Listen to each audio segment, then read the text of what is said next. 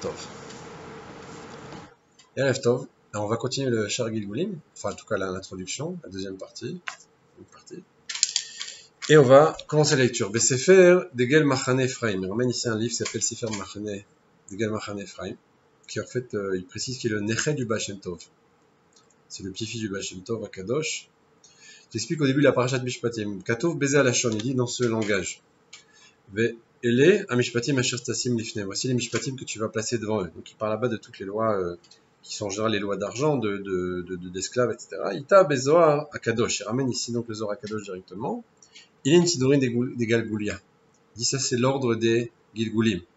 Maintenant, si on parle des Mishpatim, on parle de lois qui parlent d'argent, etc. Pourquoi il nous place ici le sujet des Gilgulim? Ve'utamoa.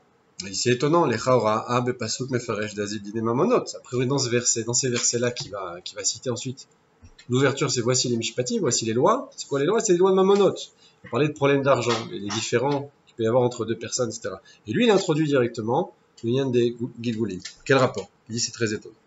Archamarti Benyan Adin, Shechad Dan et Travero le Beidin. Il dit, moi j'ai entendu comme ça que ça concerne le din de quelqu'un qui va, il est ouvert, il va se présenter au Beidin en accusant ou en présentant une demande par rapport à quelqu'un d'autre sur les problèmes de Mamonot. Il sait de lui-même, il est certain qu'il a raison.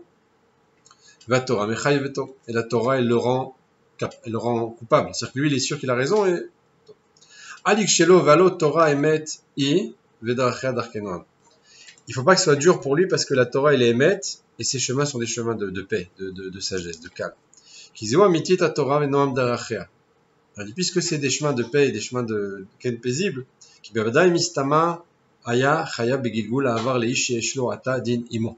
alors c'est sûr que si maintenant quand il est parti, il était sûr d'avoir raison, au final on l'a rendu lui coupable et il doit payer, alors qu'il était sûr de recevoir l'argent, il dit c'est parce qu'en réalité, là-bas, ça correspond à un Gilgul Kodem où il devait de l'argent à cette personne-là. Il l'a pas payé, il est revenu. Ça arrive, tu vois, dans une Torah, les gens ils viennent, ça. Mais c'est pas possible, j'ai raison, et il me dit il faut payer. Tu vois, ils sont là, ils sont assis. Non, c'est sûr, tu dois le payer.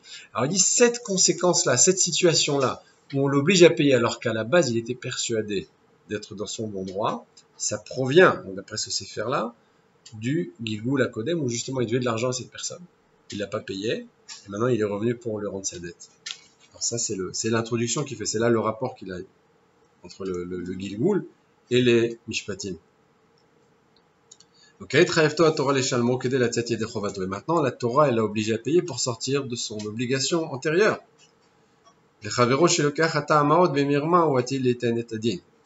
Maintenant, celui qui va prendre de son ami l'argent Bemirma, alors plus tard il devra rendre le din sur ça. Celui qui prend de l'argent avec tromperie, il a fait une magouille, il a fait quelque chose de pas très clair, il a fait en sorte que, alors cette personne-là aussi, si maintenant il lui prend de l'argent en trompant l'autre, elle reviendra en din, elle devra payer cette chose-là. Kaele Rabim, Baalé Dinim, mais comme ça il y a aussi beaucoup de Baalé Dinim, beaucoup de situations de din comme ça, où on est dans le Gilgul, d'où cette situation-là, d'où cette conséquence-là de devoir payer des choses qui ne devraient pas être et inversement.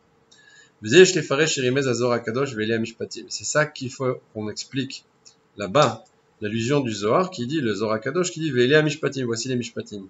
Shimin anirehem negen aemet lifamim, qu'a priori ça va contre la vérité. Alors maintenant, la question qu'il pose, c'est une très bonne question, parce que si tu dis effectivement, bon, il y a un Gilgul, c'est très gentil tout ça. Mais en attendant, si lui il est venu en étant Zakai, il est persuadé d'avoir raison. C'est logique, si dans le din, on parle de Mamonot ici, Mamonot c'est des choses, même s'il y a une partie subjective, il y a des halachot, il y a des textes, il y a des psukim, et en fonction de ça, on sait comment on doit trancher, c'est une loi, la loi c'est la loi. Maintenant si la loi fixe que tu dois payer, ou qu'il doit payer, non Michel, et qu'au final c'est le contraire qui se passe, alors l'histoire du Gilgul, la situation de retour par rapport au Gilgul antérieur, c'est très intéressant, mais ça reste que la Torah elle a fixé une loi et on l'a pas appliquée. Donc là on a un problème par rapport à ça. D'accord? Alors a priori on est négué de l'Emet, on va contre la vérité. C'est à l'encontre du droit il dit chez Minaniré em négué d'Emet. Il dit ça va contre la vérité, l'Ifamim. Zéniré. Il dit ça semble être le contraire de la vérité.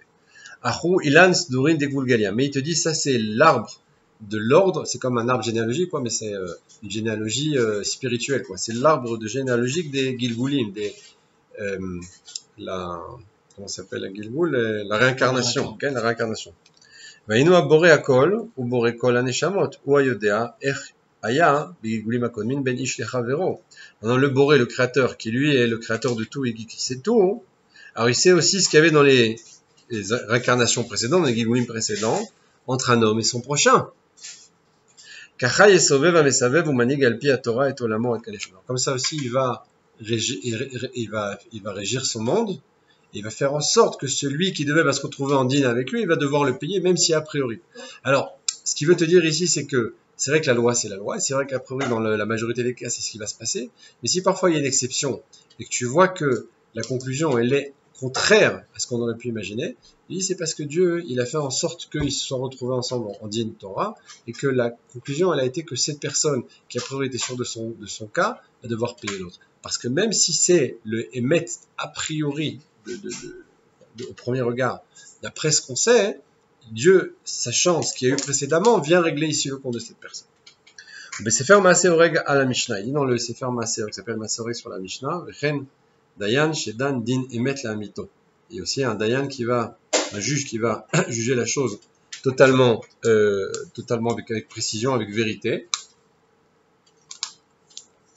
Allah va katouvomer sur lui, le verset dit Baruch Agever Asher Iftach Bashem. Heureux l'homme qui va avoir confiance en Dieu.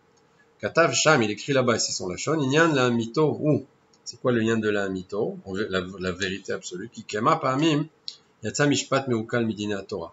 Parce que parfois, quelquefois, il y a un mishpat qui est sorti un peu tordu des lignes de la Torah. Il n'est pas quelque chose qui est pas appliqué. Kemo sheira lechad. Comme par exemple, il va citer ici une histoire. Quelqu'un qui a laissé chez son ami un bien, d'une valeur. Okay, et il est parti en voyage. Chez Bagvar met Anifkad, et quand il revient, celui à qui il a laissé, il est mort. Il va voir ses enfants, il dit attendez, moi je suis parti il y a un an, ça, mais j'ai laissé à votre père un bien. Mais il dit notre père, il nous a pas, on n'est pas au courant, quoi. Notre père nous a pas transmis cette chose. Parce qu'on l'aime. Alors on les fait jurer, ils jurent, parce que dans leur esprit, il ne s'est rien passé, et ils se quittent. Non, il s'est passé quelque chose de grave, c'est-à-dire que lui avait vraiment laissé le bien chez lui, effectivement il a laissé là-bas la chose. Et ce qui s'est passé, comme il y a eu décès entre temps, les héritiers ne sont pas au courant, maintenant ils te disent non, ils jurent, ils s'en quittent. Ok. Et maintenant tout le monde sait que cet homme il est Neeman, on sait qu'on le croit, il est chassid, il a la crainte de Dieu, Vezeloaya, Amid Bekar. Et pourtant, ça n'a pas aidé. Tu comprends, Veshalou, les Maran, Abal Shem Tov, Akadosh Alzé. Ils ont demandé au Abal Shem Tov, Akadosh, sur cette chose-là, cette histoire-là. Comment c'est possible que la Torah, qui a fixé la situation ici, jamais ça arrive, c'est aux héritiers. Les héritiers doivent jurer pour pouvoir être quittes. Ils l'ont fait, ils ont juré. Et donc, ils ne doivent pas donner le bien à cette personne. Maintenant, on sait que cette personne qui est venue demander, on le connaît, on sait qu'il est Réchamaïm, on sait, bon. On connaît la situation, on connaît la personne. Donc c'est évident que s'il réclame cette chose, c'est parce que pas tout le monde est au courant de ce qui s'est passé dans cette ils étaient deux. Donc sachant qui il est, c'est sûr qu'il doit récupérer son bien. Pourquoi la Torah qui fixe ces lois a créé une situation où celui qui est dans son bon droit ne va pas récupérer son bien? Alors donc la Torah quelque part nous oblige à faire quelque chose qui est tordu entre guillemets. Et c'est marqué, Dieu se tient à côté de l'assemblée. Elohim, c'est le juge. Il se tient à côté de l'assemblée de Dieu. Et le Abba Shem Tov, il a répondu, c'est Ashgachat Amashgiach. C'est l'Ashgacha de celui qui surveille. Il parle de Dieu lui-même. Parce que dans le Gilgul d'avant, c'est le Abba Shem Tov qui explique maintenant. Il dit, lui, il devait de l'argent à cet homme-là, à qui il a laissé en dépôt. Velo paralo, il n'a pas remboursé. Maintenant il est venu pour arranger son âme. Tout était fait en sorte que s'était organisé de là-haut. Il n'a pas rajouté, il n'a pas retiré. Ce qu'il lui a laissé en dépôt, c'est exactement ce qu'il lui devait. Et c'est un din émettre la mito. Donc ce qu'il veut te dire ici, c'est pour encore développer un peu le point qu'on a vu précédemment. Parce que d'a priori, tu dis, bon, il y a des gens qui ont fait, entre guillemets, une magouille, ils ont trompé le juge. Ou tu vois que le fait qu'une situation est pas connue de tous, alors comme ici, on va arriver à, alors maintenant la Torah te dit comment il faut faire. Et quand tu as fait selon la Torah et que tu vois qu'au final, quelqu'un a été lésé, tu as un problème. Alors il te dit, oui, mais ça c'est quand tu regardes juste avec l'œil extérieur. Quelqu'un comme le Baal Shem Tov, en l'occurrence cette histoire-là, tu dis cette personne devait la somme de exactement. Ce qu'il a donné en dépôt, c'est la somme qu'il devait. Donc il est revenu réparer la chose qu'il devait payer, la somme qu'il devait payer. Et donc la loi de la Torah, hein, elle n'est pas contre. La Torah justement, elle a aidé par le fait que quand les enfants, quand les Yorshim, les héritiers jurent, ils vont pouvoir garder cette somme-là.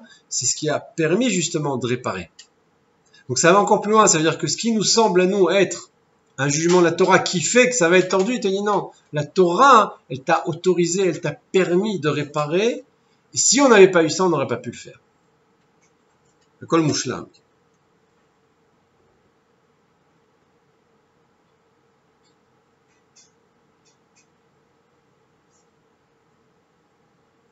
Je dis comme ça, à Maskil Yamin, chacun comprendra selon.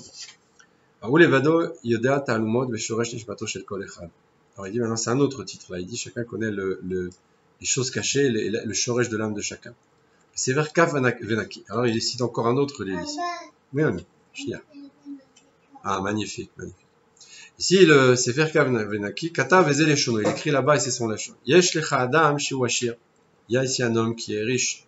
Mais d'un côté, il a un problème pour faire grandir ses enfants. Les enfants ne vont pas toujours dans le chemin qu'il aurait voulu. Il y a c'est le contraire, ils ont des enfants de sadikim, mais ils n'arrivent pas à finir le mois.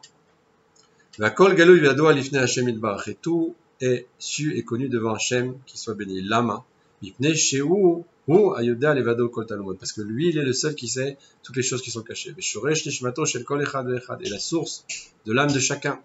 Vers les tzaref sigei nishmato, et comment il va pouvoir nettoyer, enlever les choses qui gênent son âme, tout ce qui a pu entacher son âme. En bigilgul ze, en bigilgul acher, soit dans cette vie-là, soit dans la vie antérieure, ou d'autres avant. Et tu peux pas penser, ou disons, mettre en doute les midotes de Dieu qui soient bénis. Seulement demander rachamim devant lui, mais tchouva ou tfila ou tzedaka, et la tchouva, et la tfila et la tzedaka, mavirin et trois akzera, il conclut comme ça là-bas, c'est ça qui va enlever le roi, la difficulté de l'akzera. C'est-à-dire que tout ce qui se passe dans la vie de chacun, même si parfois c'est un peu incompréhensible, comme on avait dit d'ailleurs dans les shiurs précédents, on a dit, mais le tzaddik, le vrai tzaddik, tu vois qu'il souffre, il est pauvre, il a tous les problèmes. Comment se fait? Parce que c'est un gilgoul de quelqu'un qui, précédemment, devait avoir telle et telle chose. Maintenant, il est revenu dans ce corps de quelqu'un qui fait un travail, qui est vraiment un tzaddik réel. Et pourtant, il est en souffrance parce que c'est pas lié à sa situation aujourd'hui, c'est lié à ce qu'il avait précédemment dans le gilgoul précédent ou d'autres encore. Il ramène encore un autre livre. C'est Moshav Zkenim, Amiyuchas le Rabotenu Baalei Tosfot. Si maintenant il ramène un livre qui s'appelle Moshav Zkenim, qu'on rattache au Baalei Tosfot. Baalei Tosfot, c'est les descendants, les héritiers de Rashi en Europe, etc. Parashat Mishpatim. À la Pasuk Lukim Isal Inal Yado, sur le verset dans Mishpatim qui dit, et Dieu a amené à sa main. C'est quoi Mishpatim là-bas? C'est Lukim Inal Yado, il y a quelqu'un qui a tué par inadvertance. Ça va encore plus loin, là, on parle plus maintenant d'argent, on parle carrément de décès, on parle de quelqu'un qui a tué un autre personne. Mouva ke midrash bedarshot Rabbi Yoshua even Shuiv Katou Beza Alachoni, il raconte dans ce langage-là. Maaseh ira les Moshe Rabbeinu alav shalom. L'histoire qui est connue, c'est l'histoire qui est ramenée là-bas sur ce qui s'est passé avec Moshe Rabbeinu alav shalom. Besha Shamar Akadosh Baruch Hu Dienina et Derachecha. Tu connais certainement cette histoire, il dit raconte-moi tes chemins, montre-moi tes chemins. Alors Akadosh Baruch Hu allait et là, il dit, monte avec moi à la montagne. Il a vu un homme qui était en train de boire dans la source. Histoire très, très connue. En se penchant pour boire là-bas dans la source, sa bourse d'argent est tombée. Et il est parti. Un autre, il vient, il trouve la bourse, il la prend, il s'en va.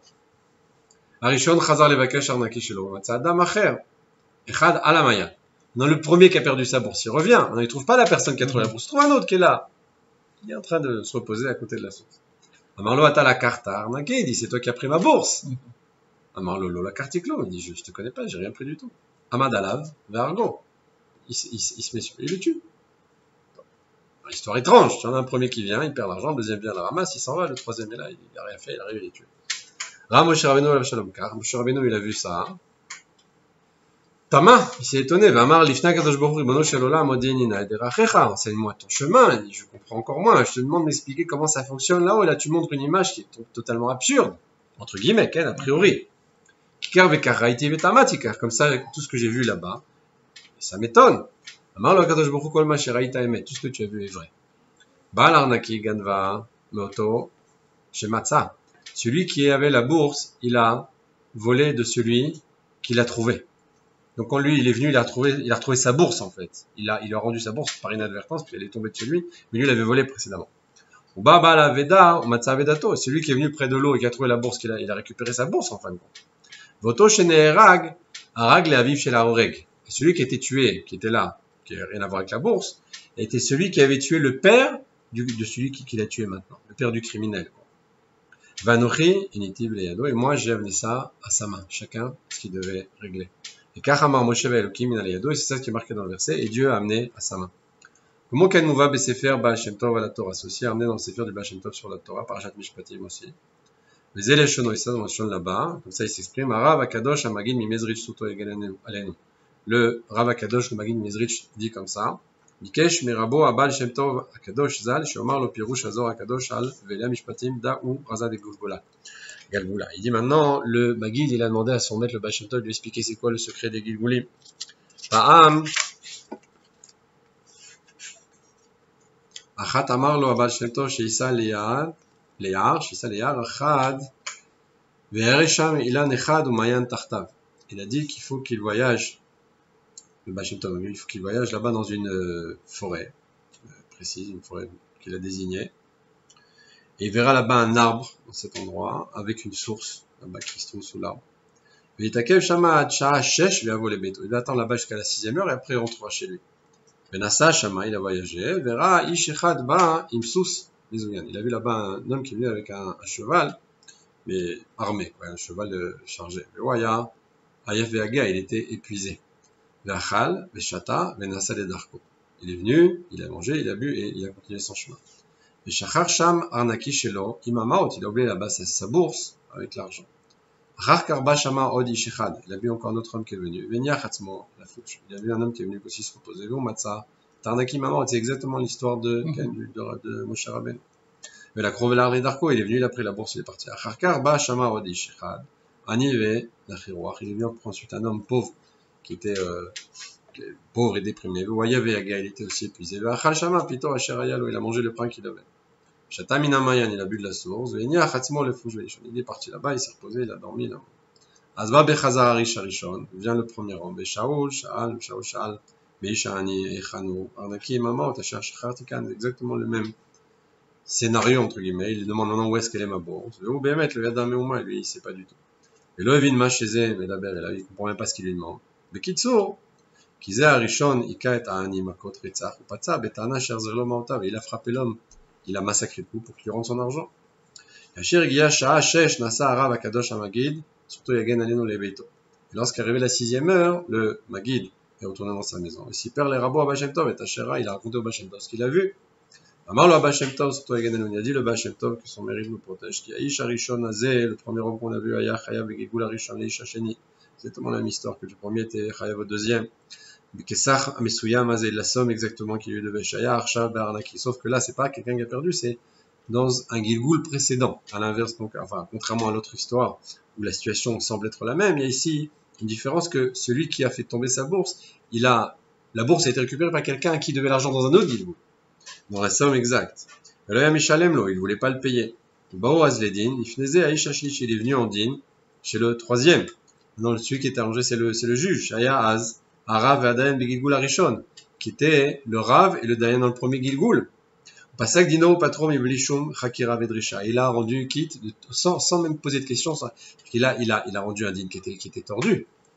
Donc le premier a récupéré son argent dans ce Gilgul-là. Le deuxième qu'il avait volé l'a perdu dans ce Gilgul aussi. Et le troisième qui était le juge précédemment, qui a rendu un jugement qui était pas sérieux, a été frappé violemment, presque jusqu'à la mort. La Chenata Alpia Gilgul, Shilem Arishon la Cheniet Rovo. Donc d'après maintenant la loi du Gilgul, le deuxième a payé au premier. Dayan Kibel Onsho, et le Dayan a reçu sa punition. Vezeu Shamar Azor Akadosh Alvelea Mishpatim Daraza de Gilgula. Et c'est ça qui est marqué dans la paracha Mishpatim. C'est le secret des Gilgulim. Donc,